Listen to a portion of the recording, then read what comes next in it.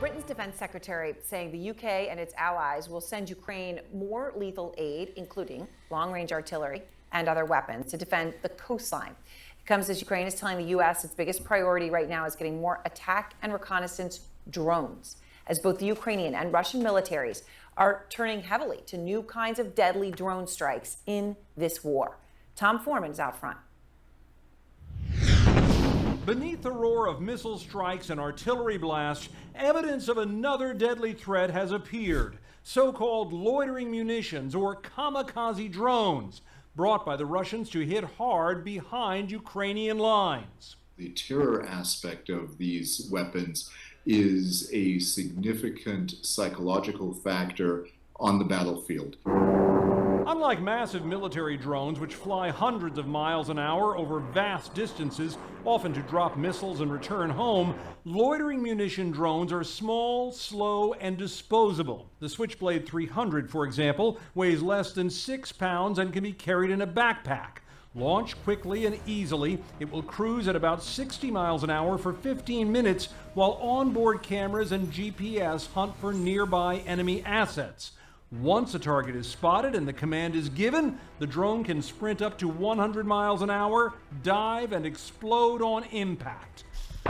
But as the battle has raged, military analysts say the Ukrainians, who have such drones too, have turned the tables on the Russians, using them to much more deadly effect. My personal guess is that probably about 20 to 30% of the kills that the Ukrainians are registering against Russian armor and against other Russian entities is probably due to their very successful employment of these drones.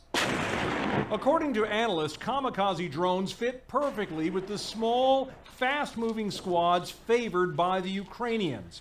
The weapons are hard to detect and can penetrate positions miles away.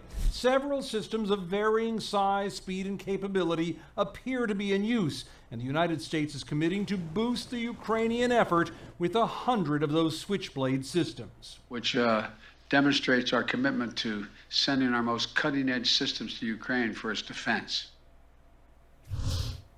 It's fascinating to watch this, Tom, and to see, kamikaze drones, and all of a sudden you find the importance of them in this war.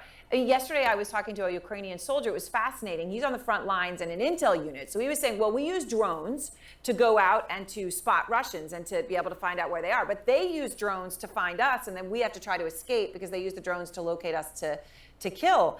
But this kamikaze drones that you're talking about, they're deadly, but also, it seems from your reporting, very inexpensive and easy to operate.